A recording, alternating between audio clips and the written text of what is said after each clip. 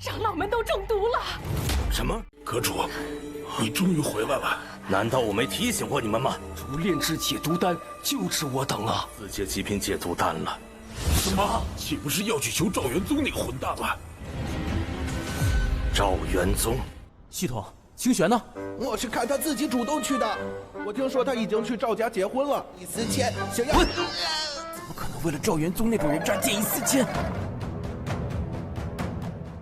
Kembali lagi, seperti biasa Mimin selalu mendoakan kalian semoga selalu dalam keadaan sehat dan dalam kondisi terbaik. Di video kali ini Mimin akan menceritakan sebuah donghua series dari Strongest Upgrade. Dan bagi kalian yang mungkin baru gabung ya, Mimin saranin untuk nonton bagian sebelumnya dulu. Linknya ada di deskripsi. Tak berlama-lama, langsung aja kita masuk ke isi ceritanya.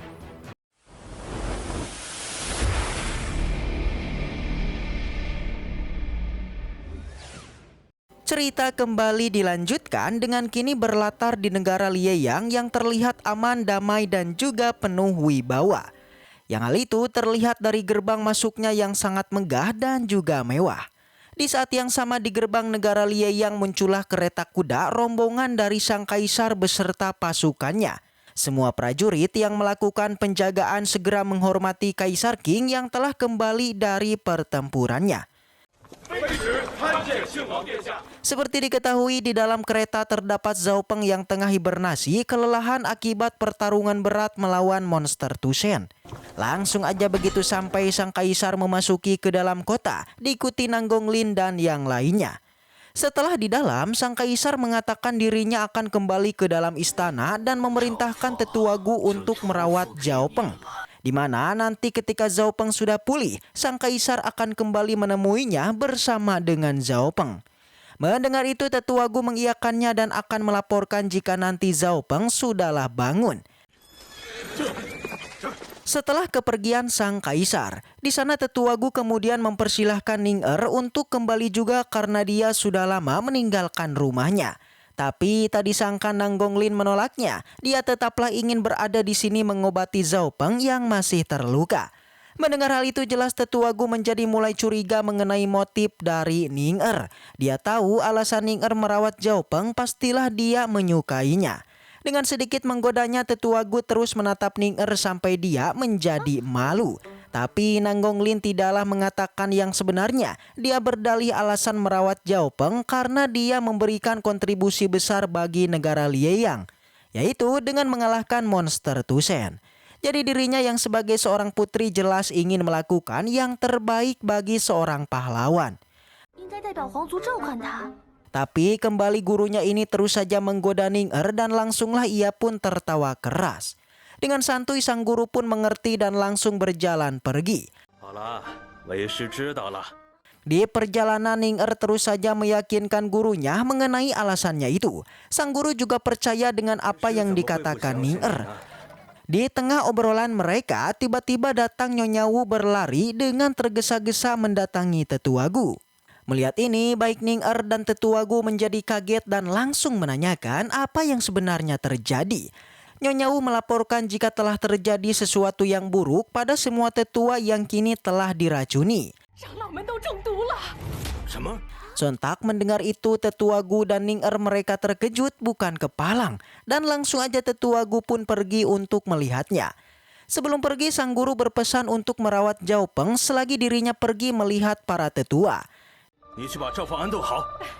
Di sisi lain masih di negara Lieyang tepatnya berada di pintu gerbang. Terlihat di sana ada seorang wanita yang merasa senang karena dirinya sampai di negara ini. Ternyata wanita ini merupakan musuh Zhao Peng yang ingin balas dendam karena dulu keluarganya sudah dibantai. Dia tak menyangka kalau kelompok yang sebelumnya ia bayar ternyata tidak mampu melenyapkan Zhao Peng. Jadinya demi memuluskan rencananya, ia akanlah meminta Zhao Yuanzhong untuk membantunya melenyapkan Zhao Peng. Scene berpindah di aula kerajaan. Di sana terlihat para tetua tengah berusaha untuk bertahan dari racun yang telah merasuki tubuhnya. Di saat yang sama Tetua Gu dan Nyonya Wu akhirnya datang ke tempat mereka. Melihat kedatangannya, ketiga tetua pun merasa senang dan langsung melaporkan kalau mereka tengah terkena racun miasma. Mendengar itu, seketika Tetua Gu menjadi marah karena dia tahu kalau racun tersebut berasal dari hutan berkabut. Jadi dia marah karena semua tetua tidaklah menuruti perintahnya karena sebelumnya dia sudah melarang semua orang untuk pergi ke sana. Mendengar itu semua tetua tidak ada yang berani bicara menundukkan pandangannya. 阁主，你终于回来了。难道我没提醒过你们吗？你们竟然私自去了迷雾之森。 Lagi-lagi Tetua Gu bilang jika dia sudah memperingatkan semuanya agar tidak mendatangi hutan berkabut karena tempat itu sangat berbahaya. Salah satu dari mereka mengatakan jika hutan berkabut merupakan sebuah tempat yang selain berbahaya, juga itu sangat menggoda bagi seorang alkemis. Artinya di tempat itu terdapat harta langka yang selalu muncul. Karena seperti itu, ketiganya kemudian memutuskan untuk pergi ke sana dan bahkan sudah melakukan persiapan menangkal racunnya. Tapi siapa sangka pil anti miasma yang diperoleh dari Zhao Yuanzhong sebenarnya tidak efektif yang membuat mereka bertiga malah terkena racun. Salah satu dari tetua mengklaim kalau mereka sudah ditipu oleh Zhao Yuanzhong. Dan oleh karena itu, ketiganya pun meminta Tetua Gu agar membuat pil penawar racun ini. Namun tanpa disangka semua orang seketika terkejut dikala Tetua Gu saat ini tidak bisa membuat pil penawar racun karena dia sudah terluka oleh monster Tusen. Dikatakan kalau yang bisa membuat pil penawar racun hanyalah Tetua Gu dan Zhao Yuanzhong yang merupakan seorang alkemis tingkat 4. Jadi jika Tetua Gu tidak bisa, maka mereka terpaksa harus meminta pada Zhao Yuanzhong. Mendengar itu Tetua Gu mulai memahami kejahatan dari Yuanzhong yang bahkan dia pun memujinya karena telah memperhitungkan cedera yang dia alami. Dan dari kesimpulan itu, Tetua Gu mengira apakah mungkin Zhao Yuanzhong itu telah berkolusi dengan keluarga Mo. Di saat obrolan tengah berlangsung, tiba-tiba dari arah belakang terdengar suara mengatakan kalau akhirnya semua orang sudah berkumpul di sini. Terlihat di sana muncul dua tetua keluarga Suan yang mendampingi seorang pemuda yang kini mereka menuju pada tempat Tetua Gu. Dan dia adalah Zhao Yuanzhong. Zhao Yuanzhong.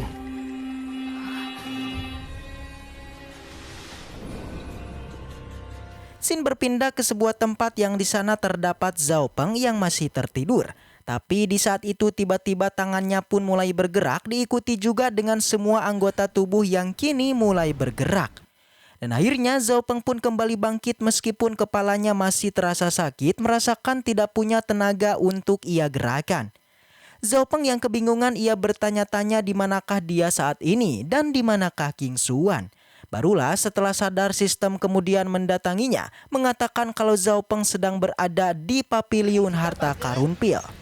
Selain itu, kedatangan sistem juga langsung memberikan hadiah atas kinerja Zhao Peng yang telah menyelesaikan misi tersembunyinya, yaitu mengalahkan monster Tusen. Hadiah yang diterima Zhao Peng bukanlah main-main. Selain mendapatkan poin pengalaman dengan jumlah fantastis, Zhao Peng juga mendapatkan teknik langkah abadi dan juga dipromosikan menjadi praktisi alam Raja Bela Diri di Bintang 9. Jelas hal ini membuat Zhao Peng menjadi senang karena hanya dalam sekejap aja dirinya sudah menjadi kuat. Di saat yang sama Zhao Peng menanyakan di manakah King Xuan. Sistem mengatakan Zhao Peng tidak perlu khawatir karena King Xuan sudah bahagia dia telah menikah dengan Zhao Yuanzhong. Sontak aja Zhao Peng menjadi marah meminta sistemnya untuk berkata jujur di manakah King Xuan berada. Kembali, sistem mengatakan jika King Xuan telah pergi menuju ke keluarga Zhao dan meminta Zhao Peng untuk melupakannya. Sistem bilang jika King Xuan sudah tergoda oleh status Zhao Yuanzhong yang sangat tinggi. Tapi Zhao Peng tidaklah peduli, dia tidak percaya akan tuduhan itu karena tidak mungkin King Xuan yang kemarin mengorbankan nyawanya untuk dirinya bagaimana bisa tergoda oleh Zhao Yuanzhong. Awalnya Zhao Peng inginlah pergi ke keluarga Zhao tapi energinya sudah habis yang mengharuskan Zhao Peng kembali terjatuh. Sistem mengatakan jika Zhao Peng harus beristirahat selama 2 tahun untuk memulihkan kekuatannya. Mendengar itu Zhao Peng tidaklah terima karena sebentar lagi pertemuannya dengan keluarga Zhao akan dilakukan. Oleh karena itu Zhao Peng menanyakan apakah sistemnya memiliki sebuah pil yang bisa memulihkan energinya. Seketika, sistem mengeluarkan semua kotak misteri mengharuskan Zhao Peng membayarnya dengan 1 juta poin pengalaman untuk membuka kotak tersebut. Tapi Zhao Peng tidaklah membelinya, yang bahkan dia langsung menendang sistemnya. 你只要100万点公权值，瞬间会。 Zhao Peng tahu jika sistemnya ini inginlah mengambil keuntungan darinya. Oleh karena itu, Zhao Peng tidak akan membeli pil tersebut dan akan membuatnya. Lagi-lagi sistem terus mengoceh dengan bilang meskipun Zhao Peng merupakan alkemis tingkat 5, tapi untuk membuat pil dibutuhkan tungku dan semua bahan yang berkualitas. Di sana Zhao Peng pun tertawa ringan karena dirinya tidak perlu untuk mencarinya karena di tempat ini terdapat semua bahan yang dia butuhkan.